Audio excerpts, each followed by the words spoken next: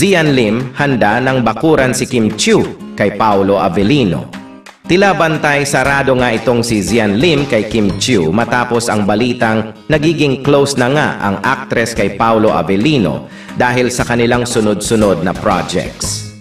Marami nga ang nakapansin na tila kinikilig na rin nga itong si Kim kay Paolo. Kaya't naalarma na nga itong si Zian at doble na ang effort nito upang huwag mahulog ang loob ni Kim kay Paolo. Ayon nga sa isang source di umano ay panay ang pag-message ni Zian kay Kim upang kamustahin kung kumain na ba ito at kung saan ito.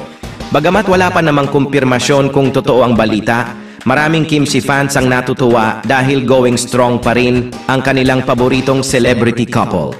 Sa kabila ng mga espekulasyon at intriga, nananatili ang kilig at suporta ng mga Kimchi fans para kina Zian Lim at Kim Chiu. Bagamat tila may mga pag-aalinlangan kay Zian dahil sa mga lumabas na balita, hindi maikakaila ang kanyang dedikasyon na panatilihin ang espesyal na lugar ni Kim sa kanyang puso.